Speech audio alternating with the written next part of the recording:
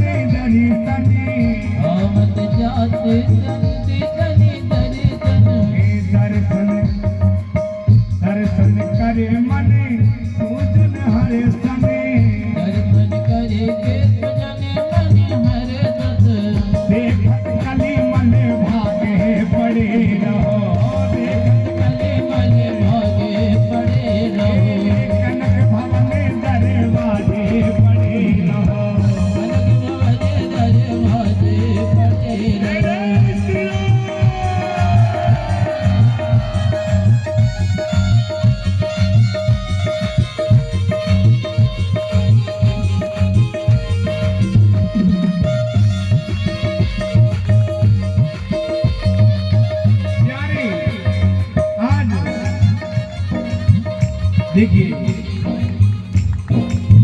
अवध बिहारी सिंहासन सोहे, अवध बिहारी सिंहासन सोहे, अवध बिहारी सिंहासन सोहे, अवध बिहारी सिंहासन सोहे, संग श्री जना के ललिरे मन मोहे, संग श्री जना के ललिरे मन मोहे, संग श्री जना के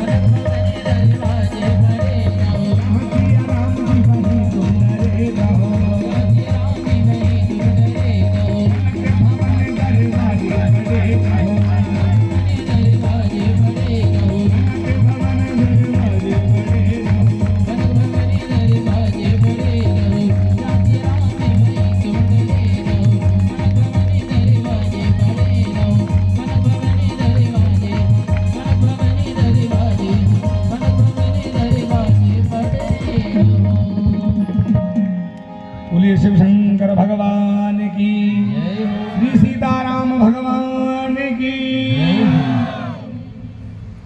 राम जी का बढ़िया आनंद से उत्सव मना। उत्सव मनने के बाद में चारों भाइयों का नामकरण संस्कार, यज्ञोपवीत संस्कार गुरु विद्यालय लेने के लिए गए। सूक्ष्म रूप से यहाँ पर संपूर्ण राम कथा का दिग्दर्शन कराया है। हनुमान जी महाराज का मिलन, सीता मैया का हरण, हनुमान जी महाराज का मिलन। प्यारे बंधुओं, संपूर्ण 4 श्लोक, एक श्लोक की लाइन में हम संपूर्ण रामचरितमानस को पूर्ण करेंगे, क्योंकि हमको भगवान श्री कृष्ण की कथा में भी प्रवेश करना है। आदो राम तपोवनम दिगमनम हत्वा मृगं कांचनम वैदेही हरणं जटायुमरणं सुग्रीव संभाषणं बाले निग्रहणं समुद्रतरणं लंकापुरे दाहनं पश्चात् रावणकुम्भकर्णहननं एतद्विरामायणम्। और फिर सुखदेव मुनि कहते हैं, राजन, भगवान श्री कृष्ण का उदय करने से पहले कंस का उदय होना अति आवश्यक है। क्यों?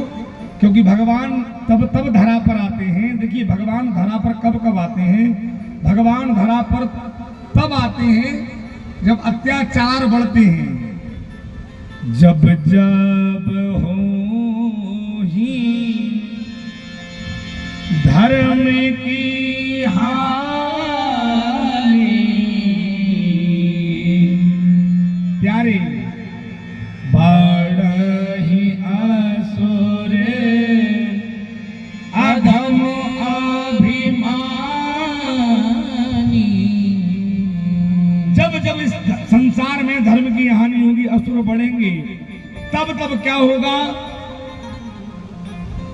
तब ताव धरि प्रभु विविध शरीरा मोहि कृपानिधि सजन पीरा।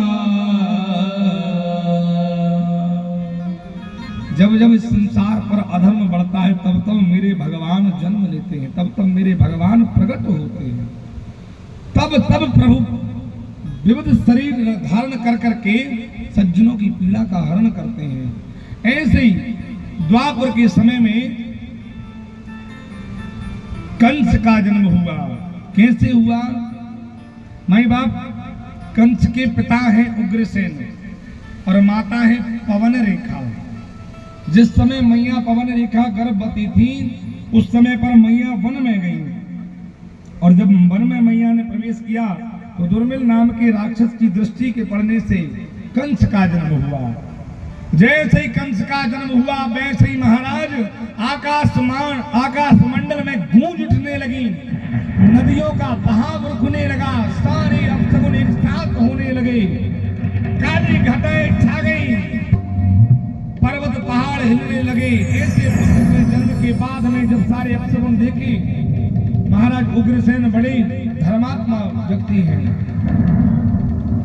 सारे पंडितों को बुलवा करके पोथी खुलवाई। महाराज, देखिए, मेरे यहाँ पुत्र ने जन्म लिया। सभी पंडितों ने अपने अपने वेद शास्त्रों को पलट करके देखा। महाराज, आपका पुत्र तो बिल्कुल कुलनाशक होगा।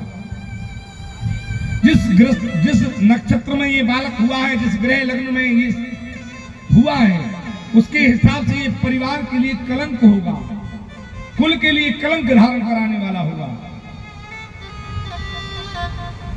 उग्रसेन महाराज विचार करे, कुल के लिए अगर बालक कलंकित हो जाए तो जीवन में ऐसे बालक की कोई मृत्यु ठीक है। प्यारे बंधुओं, जीवन में ध्यान रखना, पुत्र एक नहीं 10 हो या 10 नहीं 1 हो, लेकिन पुत्र संस्कार तो होना चाहिए। संस्कार में अगर हमारे बच्चे हैं तो हमारे जीवन काल में हमारा नाम उछाल देंगे, और अगर हम जीवन में बच्चों को कार देते रहे, संस्कार नहीं दे पाए, तो वो कार किसी काम की नहीं, संस्कार काम के हैं। आपने गधों के पुत्रों को देखा है जीवन में, किस काम के हैं वो गधे की संतान? माई बाप, जो 10 पूत जने गदही, कहाँ सुख दे तन काहू बतावे, लादत लादत बोझ सहे, आयु घटे पर सो मर जावे। जीवन में सिंहिन एक ही पूत जने, 10 में एक पुत्र को जन्म देती है सिंधनी, लेकिन सुख सर्विदा वन में